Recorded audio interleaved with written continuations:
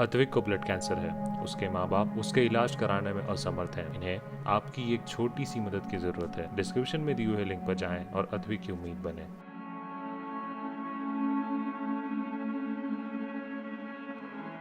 दिल्ली में हुई सोमवार से अनलॉक की शुरुआत। कुछ क्षेत्रों को दी गई राहत, लेकिन सड़कों पर कई गुना ज्यादा बढ़ गया है ट्रैफिक।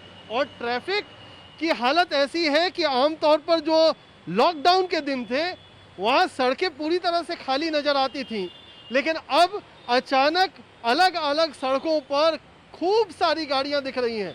ये दिल्ली के सबसे भीड़ भाड़ वाले इलाकों में से एक आईटीओ का क्रॉसिंग है, जहां पर इस समय आपको गाड़ियों की कतारें इस समय लगातार दिख जाएंगी।